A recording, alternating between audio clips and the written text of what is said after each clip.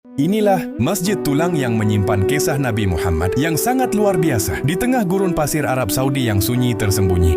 Sebuah tempat yang menyimpan cerita luar biasa dari masa silam, bukan soal harta karun, tapi soal kuno yang penuh misteri.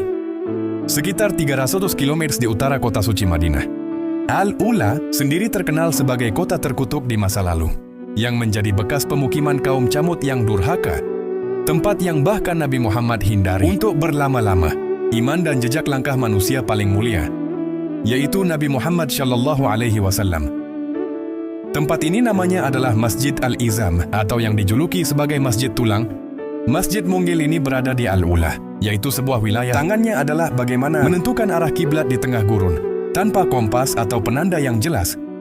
Nabi Muhammad kemudian mencari penanda, karena tidak menemukan batu atau kayu yang pas. Beliau menggunakan tulang atau izam sebagai penanda arah kiblat.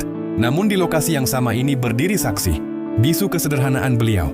Kisah ini terjadi pada tahun ke-9 setelah hijrah, ketika Nabi Muhammad dan pasukannya dalam perjalanan menuju Perang Tabuk. Mereka singgah di daerah Al-Ula yang gersang. Saat waktu sholat tiba, tanpa kesederhanaan kisahnya yang menyentuh hati. Masjid ini adalah bukti fisik yang menghubungkan kita langsung dengan perjalanan Nabi Muhammad. Cerita ini mengajarkan betapa pentingnya sholat dalam keadaan apapun, bahkan dengan menggunakan tulang sebagai penanda kiblat di tengah gurun.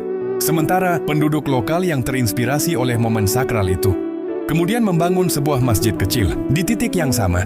Itulah sebabnya masjid ini lantas dijuluki dan dinamai sebagai Masjid Tulang.